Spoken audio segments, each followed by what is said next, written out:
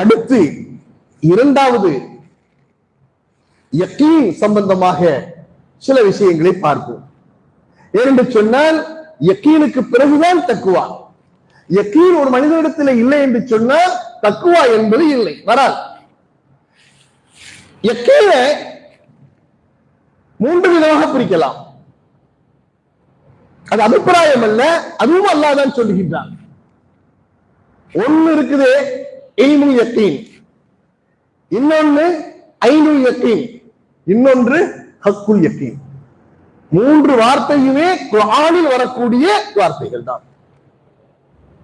சரி, அது என்னது? இல்முல் யக்கீன்னா, ஐனுல் யக்கீன்னா, ஹக்குல் யக்கீன்னா என்ன? பெரும்பாலும் திருநெல்வேலி சைடு அந்த சைடுல இருக்கிறதுனால நம்ம ஒரு உதாரணத்தை கொடுத்தோம்னா, திருநெல்வேலி அல்வா. நமக்கு சாப்பாட்டை பத்தி உதாரணம் கொடுத்தா ரொம்ப இன்ட்ரெஸ்டா புரிஞ்சிருவோம், நம்ம ஈஸியா விளங்கிடும். ஒருத்தர் வெளியூருக்காரு, அவருக்கு திருநெல்வேலி அல்வா தெரியாது. நான் சொல்றேன் அவர்கிட்ட, திருநெல்வேலி அல்வான்னு ஒண்ணு இருக்குனாப்பா, அது இருட்டு கடையில கிடைக்கும், திருநெல்வேலியில அதுதான் ஃபேமஸ், அது அவ்வளவு ருசியா இருக்கும், இந்த கலர்ல இருக்கும், சாப்பிட்டு வாயில போட்டா தன்னால உள்ள போயிடும், நீ முயற்சியே பண்ண வேண்டாம். இப்படியான அதனுடைய பசாயிர்களை சொன்ன. இப்ப அவர் விளையிட்டாரு, ஓ திருநெல்வேலி அல்வான்னு ஒண்ணு இருக்குது, அது இப்படியெல்லாம் இருக்குமோ. இதுக்கு பேரு இல்முல் யக்கீன், ஐனுல் யக்கீன். அப்படியே அவர் ஊருக்கு போறாரு, திருநெல்வேலியை தாண்டி போறாரு, அந்த இருட்டு கடை அல்வா கடைக்கிட்ட பஸ் நிக்குது, ஜன்னல்ல பாக்குறாரு, யாரோ ஒரு மனிதன் அந்த அல்வாவை வாங்கி சாப்பிட்டுக்கிட்டு இருக்கிறான், ஜன்னல்ல பாக்குறாரு, ஓ இதுதான் அந்த கடையா, இதுக்கு பேர் தான் இந்த அல்வா திருநெல்வேலி அல்வாவா? இதை கண்ணால் பார்த்து விட்டார். இதற்கு பேர் ஐனுல் யக்கீன். உள்ளத்துல ஆசை வருது, ஊருக்கு போயிட்டு திரும்பி வர்றார், அந்த கடைக்கு முன்னாடி பஸ் நிக்குது, அவர் இறங்குறார், முயற்சி செய்கிறார், தன்னுடைய பணத்தை எடுக்கிறார், கடையில் கொடுக்கிறார், அல்வாவை வாங்கிறார், சாப்பிடுகிறார், அனுபவிக்கின்றார், தனக்குத்தானே அதை விளங்கிக் கொள்கின்றார். இது ஹக்குல் யக்கீன். இவ்வளவுதாங்க வித்தியாசம். இல்முல் யக்கீன், ஐனுல் யக்கீன், ஹக்குல் யக்கீன், இவ்வளவுதான். இந்த யக்கீனை பல வகையில இதை பிரிச்சுட்டு போறாங்க. நாங்க சின்ன மதுஹபுடைய பாடசாலையில நம்ம படிச்சிருப்போம்.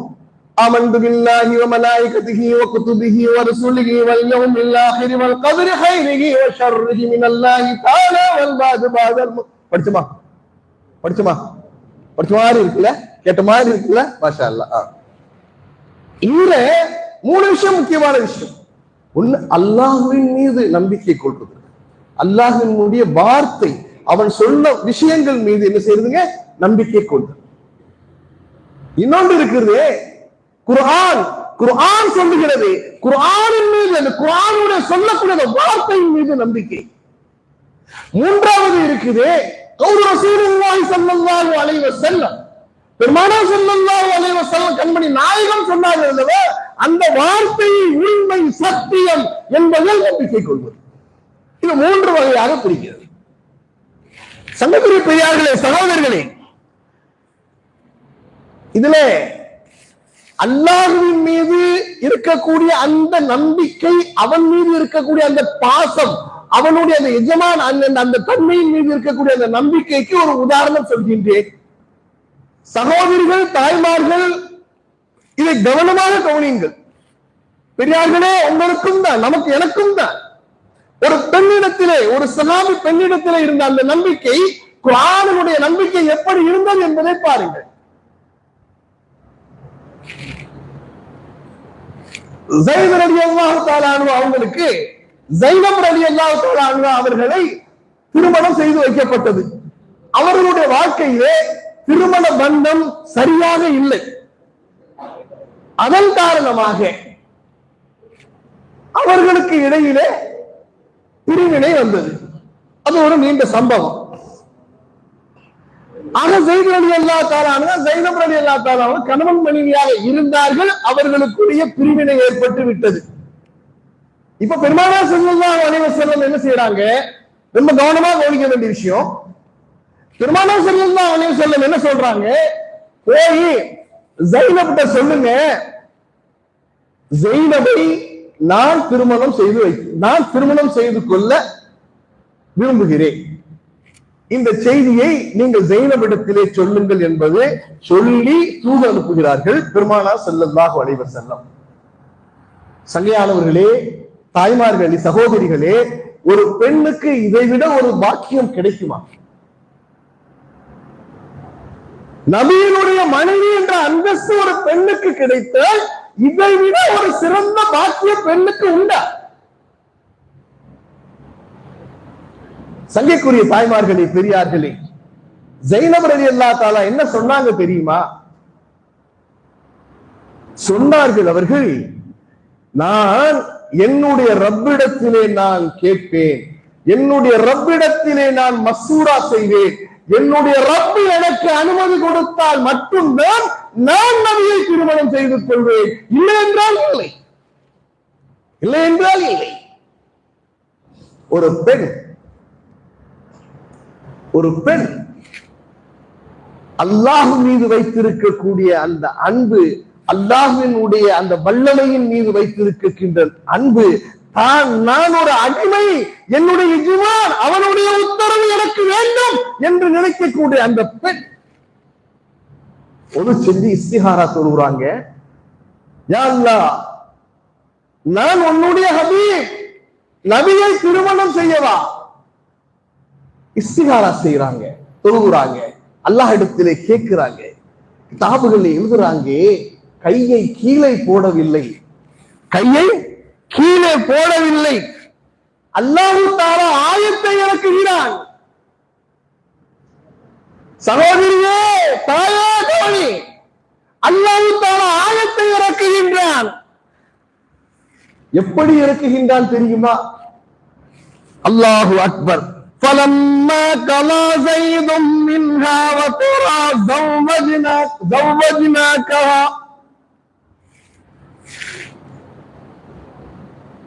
ஸெய்து உடைய முன்னாளிய மனைவியை விடுதலையான பிறகு, நான் நபியே உங்களுக்கு நான் திருமணம் செஞ்சு வைக்கிறேன்னு சொல்லல, நான் திருமணம் செய்ய சொல்றேன்னு உங்கள்கிட்ட சொல்லல, சொல்றான் நாம் உங்களுக்கு திருமணம் செய்து வைத்து விட்டோம்.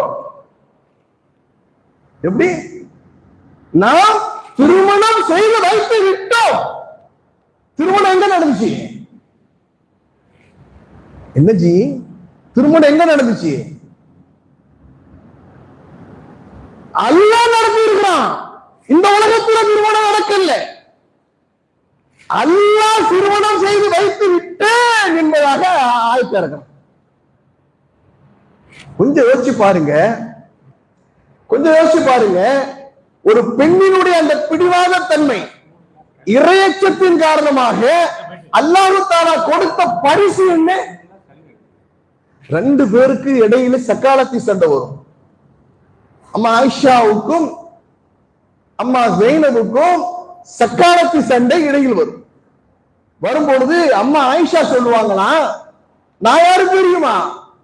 நான் மட்டும்தான் கன்னிப்பெண், நான் மட்டும்தான் நபிக்கு மனைவியாக்கப்பட்ட நபிக்கு நான் மட்டும்தான் கன்னிப்பெண்ணாக இருந்தேன், மற்றவர்கள் எல்லாம் கன்னிப்பெண்கள் அல்ல. அம்மா கதீஜா ரலியல்லாஹு தஆலா அன்ஹால இருந்து எல்லாத்தையும் எடுத்துக்கிட்டாலும் சரி. அம்மா ஜைனப் ரலியல்லாஹு தஆலா என்ன சொல்வாங்க தெரியுமா? ஆயிஷா, உங்க திருமணம் எங்கம்மா நடந்துச்சு? உங்க திருமணம் எங்க நடந்துச்சு? இந்த உலகத்திலே. ஏன் திருமணம் எங்க நடந்துச்சு தெரியுமா? அல்லாஹ்வுடைய அரிசில நடந்துச்சு என் திருமணம். எனக்கு வழி யாரு தெரியுமா? என்னுடைய ரப்பு எனக்கு வழியாக இருந்து திருமணத்தை பண்ணி வைத்தான். எனக்கு சாட்சி யாரு தெரியுமா? மலக்குமார்கள் சாட்சியாக எனக்கு திருமணம் நடந்தது. அப்படி என்றால் நான் தான் பெருமைக்குரியவன் என்பதாக ஜைனப் ரலியல்லாஹு தஆலா அன்ஹா அவர்கள் சொல்வார்களாம். இந்த அந்தஸ்தை எப்படி பெற்றுக் கொண்டார்கள்? அல்லாஹ்வின் மீது இருக்கக்கூடிய அந்த அன்பின் காரணமாக, அந்த தக்வாவின் காரணமாக பெற்றுக் கொண்டார்கள். சங்கையான பெரியார்களே, சகோதரர்களே,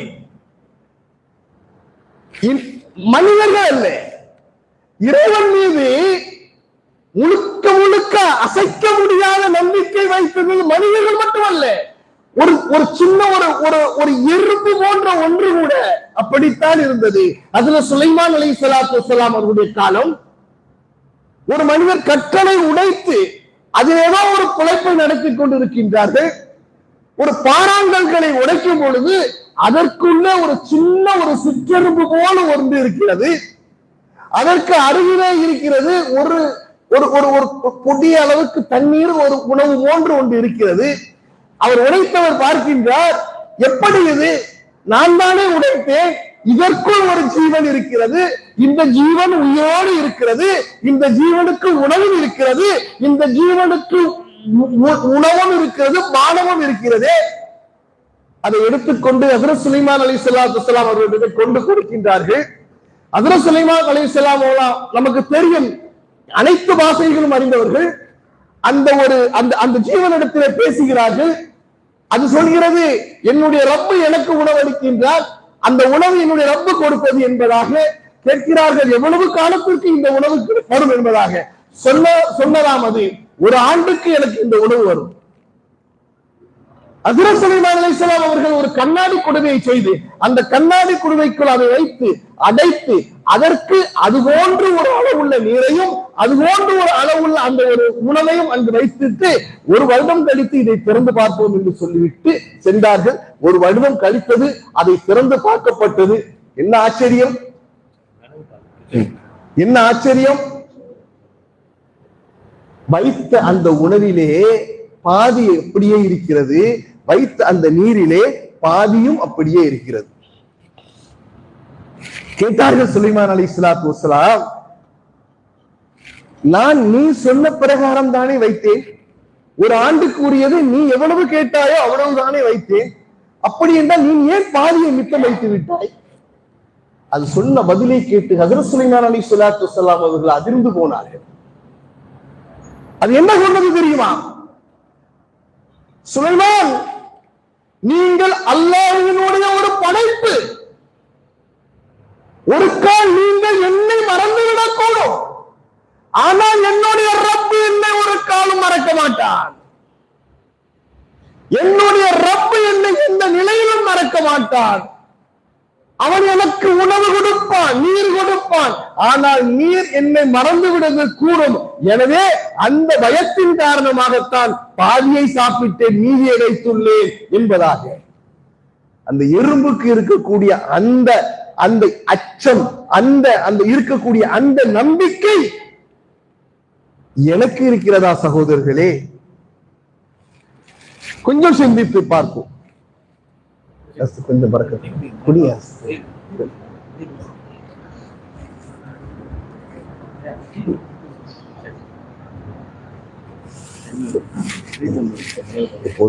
நல்லா இருக்கும். அவங்களுக்கு ஏன் வேலையை பிடிக்கல? அல்ஹம்துலில்லாஹ். எவ்வளவு பெரிய நம்பிக்கை அந்த எறும்புக்கு இருந்திருக்கிறது, சிந்தித்து பாருங்கள் சகோதரர்களே. கண்ணியமான பெரியார்களே, சகோதரர்களே, அதே மாதிரி நபி ஸல்லல்லாஹு அலைஹி வஸல்லம் அவர்களுடைய வார்த்தையிலும் நம்பிக்கை இருக்க வேண்டும். நம்பிக்கை அல்லாஹ்வுடைய வார்த்தையில் மட்டுமல்ல, பெருமானார் ஸல்லல்லாஹு அலைஹி வஸல்லம் அவர்கள் சொன்ன வார்த்தையிலும் எனக்கு நம்பிக்கை வேண்டும். இதை ஏன் சொல்லுகின்றேன் என்று சொன்னால், இந்த விடயத்திலே நாங்கள் நம்பிக்கையை இழந்திருந்தோம் என்று சொன்னால் எங்களுக்கு ஒரு காலமும் தக்குவா வராது. இந்த யக்கீன் வந்தால் மட்டும்தான் தக்குவா என்பது வரும், அது வரை வராது. பெருமானார் ஸல்லல்லாஹு அலைஹி வஸல்லம் அவர்கள் இப்படி உட்கார்ந்து மக்களுக்கு மத்தியிலே பேசிக்கிட்டு இருக்கிறாங்க. அந்த நேரத்துல ஒரு செய்தி சொல்றாங்க. அந்த சொல்லக்கூடிய நேரம் எப்படிப்பட்ட நேரம் தெரியுமா? 3 வேளைக்கு சாப்பிடறதுக்கு வயிற்றுக்கு ஒண்ணுமே இல்லை, வயிற்றுல கல்ல கட்டி பசியில வாழ்ந்தக்கூடிய அந்த நேரம். அப்ப சொல்றாங்க, ஈரான் அப்படிங்கிற ஒரு நாடு, அந்த நாட்டில ஷீரா அப்படிங்கிற ஒரு இடம் இருக்கு. அந்த இடத்துல அந்த ஈராக்கை நாம் வெற்றி கொள்வோம். அதை வெற்றி கொண்ட பிறகு அங்கு ஒரு போர் நடந்து கைதிகளாக எல்லோரும் பிணைய கைதிகளாக இருப்பார்கள். நல்லா கவனிக்கணும், நபியுடைய வார்த்தைக்கு மீது நபிக்கை எப்படி வருகிறது என்பதை பாருங்கள். அப்படி ஒரு பயண கைதிகள் இருக்கும் பொழுது ஷீமா என்ற பெண் மிக அழகானவள். ஷீமா என்ற ஒரு அழகான பெண். அந்த பெண் அரச குடும்பத்தை சேர்ந்தவள். அவள் குதிரையில் வருவாள். அவளையும் நாம் என்ன செய்வோம், அடிமையாக்குவோம். இப்படி சொல்லிக்கிட்டே இருக்கிறாங்க. சொல்லிக்கிட்டு இருக்கும்போது அப்பதான் நபியுடைய கையை பிடிச்சி இஸ்லாத்தை ஏற்று அந்த கலிமா சொல்லி முன்னாடி உட்கார்ந்து இருக்கிறார் ஹஜ்ரத் புரைத் ரலியல்லாஹு தஆலா. தப்புன்னு எந்திரிச்சாங்க. எந்திரிச்சிட்டு சொன்னாங்க, யா ரசூலல்லாஹ், அந்த பெண் எனக்கு வேணும். ஆசையை பாருங்க, அந்த பெண் எனக்கு வேணும். பெருமானார் ஸல்லல்லாஹு அலைஹி வஸல்லம் சொன்னாங்க, சரிப்பா எடுப்போ. புரிஞ்சு போச்சு. நபி ஸல்லல்லாஹு அலைஹி வஸல்லம் பாபா ஹஜ்ரத் அபூபக்கர் சித்திக் ரலியல்லாஹு தஆலா 12 ஆண்டுகள் ஆட்சி. ஹஜ்ரத் அபூபக்கர் சித்திக் ரலியல்லாஹு தஆலா அவருடைய வஃபாத். அதுக்கப்புறம் ஹஜ்ரத் உமர் ரலியல்லாஹு தஆலாவுடைய ஆட்சி. ஹஜ்ரத் உமர் ரலியல்லாஹு தஆலாவுடைய ஆட்சியில பெருமானார்கள் என்ன சொன்னார்களோ அந்த நிகழ்வு அங்கு நடக்கிறது. அந்த ஈராக் கைப்பற்றப்படுகிறது. உமர் ரலியல்லாஹு தஆலாவுடைய ஆட்சிக்கு கீழ் வருகிறது. படை தளபதியாக ஹஜ்ரத் உமர் ரலியல்லாஹு தஆலா அங்க இருக்கிறாங்க, அமீர். அந்த பெண் வருகிறாள். அங்கு உட்கார்ந்து இருந்த அந்த குறைஷ் ரலியல்லாஹு தஆலா வேகமா போய் குதிரையில அந்த பெண் வந்த பெண்ணை கையை பிடிச்சி இழுத்துட்டு நேர தன்னுடைய கூடாரத்துக்கு கொண்டு போயிட்டாங்க. அந்த பெண்ணை கையை பிடிச்சி இழுத்து கூடாரத்துக்கு கொண்டு போயிட்டாங்க. மக்கள் எல்லாம் கொதிக்கிறார்கள். ஏன்னா யுத்த களத்துல ஒரு சட்டம் இருக்கிறது. வெற்றி பெற்ற பிறகு கனிமத்தினுடைய பொருளாக எது கிடைத்தாலும் அமீருடைய அனுமதியோடுதான் பங்கு வைக்கப்படும். அமீர் பங்கு வைத்து கொடுத்த பிறகுதான் யாருக்கு எது எது என்பது ஒதுக்கப்படும். கண்ணியமானவர்களே, எல்லோரும் சொல்கிறார்கள், என்ன சாயம் செய்கிறீர்கள்? அமீர் இதுவரை உங்களுக்கு பேத்து கொடுக்கவே இல்லை. சொன்னார்கள் அந்த குறை, எனக்கு இந்த அமீர் கொடுக்கணுங்கிறதெல்லாம் இல்ல, அமீருக்கெல்லாம் அமீர் என் உயிருக்கு மேலான கண்மணி நாயகம் சொல்லணும் எனக்கு இந்த பெண்ணை அன்றே கொடுத்து விட்டார்கள் அவருடைய ஹயாத்திலே. என்னப்பா சாட்சி? அல்ஹம்துலில்லாஹ், அங்க ஒருத்தர் இருக்கிறார். ஆம், நான் சாட்சி. அந்த நிகழ்வு நடந்ததுக்கும் போது நானும் அங்கு இருந்தேன். அந்த பெண் அவருக்கு ஒப்படைக்கப்பட்டு விட்டது. கவனமா கவனிக்கணும். அந்த பெண் அவரிடத்திலே ஒப்படைக்கப்பட்டு விட்டது. அந்த பெண்ணை தேடி அவருடைய சகோதரர் வருகிறார், செல்வ செழிப்பானவர். வந்து சகோதரியை தேடுகிறார். இதோ இந்த கூடாரத்துக்குள் இருக்கிறாள். அங்கு யாரிடத்திலே இவளுக்கு இருக்கிறாள்? அடிமையாக. இதோ இந்த குறைவிடத்திலே இருக்கிறார். அப்படி என்று சொன்னால் அவரிடத்திலே போய் சொல்கிறார் அந்த சகோதரர், என்னுடைய தங்கச்சி இளவரசி. நன்றாக கவனியுங்கள் பெரியார்களே, சகோதரர்களே, தாய்மார்களே, சகோதரியே, சிந்தனை சிதற விடாதீர்கள். அந்த பெண் என்னுடைய சகோதரி. என்ன வேண்டும் கேளுங்கள், அவளை நீங்கள் விடுவிப்பதற்கு சொல்லுங்கள், நான் தருகிறேன்.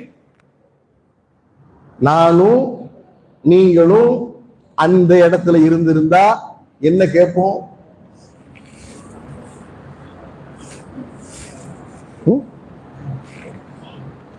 எத்தனை கோடி கேட்போம், எத்தனை கோடி கேட்போம். அவர் எவ்வளவு கேட்டார் தெரியுமா? அவர் கேட்டாரு 60 திர்ஹம் கேட்டார். செய்தி இருக்கிறது, கவனமாக கவனிக்க வேண்டும். 60 திர்ஹம் கேட்டார். 60 திர்ஹம் கேட்கவுடன் அந்த 60 திர்ஹத்தையும் கொடுத்து விட்டு அந்த பெண்ணை அழைத்துக் கொண்டு அவர் சகோதரர் சென்று விட்டார். சங்கிக்குரிய பெரியார்களே, பக்கத்துல உட்கார்ந்து அவர் கேட்டாரு, ஏம்பா அவள் ஒரு இளவரசி, நீ என்ன கேட்டிருந்தாலும் அவர் உங்ககிட்ட கொடுத்துட்டு அந்த பெண்ணை அழைச்சிட்டு போயிருப்பாரு. நீ போய் ஒரு 60 திர்ஹத்தை போய் கேட்டிருக்கிறியே அப்படின்னு சொல்லி கேட்டான். அதுக்கு இந்த சஹாபி என்ன பதில் சொன்னாங்க தெரியுமா? எனக்கு 60க்கு மேல என்ன தெரியாதே, 60க்கு மேல என்ன தெரியாதே. கண்ணியமான பெரியார்களே, சகோதரர்களே, தாய்மார்களே, எங்களுக்கு எத்தனை கோடி கொடுத்தாலும் நாங்கள் எண்ணுவோம். ஆனால் அந்த சஹாபிக்கு 60க்கு மேல் என்ன தெரியாது. 60க்கு மேல் என்ன தெரியாது என்பது அவருக்கு ஒரு குறையல்ல. ஆனால் கண்மணியின் நாயகம் ஸல்லல்லாஹு அலைஹி வஸல்லம் அவர்கள் சொன்ன வார்த்தையின் மீது இருந்த நம்பிக்கை, யகீன், அது அந்த சஹாபியினுடைய நிறை.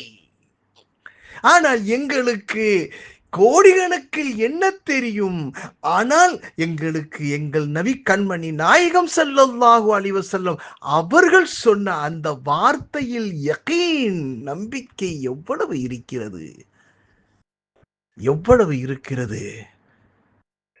சிந்திக்க வேண்டும் சகோதரர்களே, பெரியார்களே.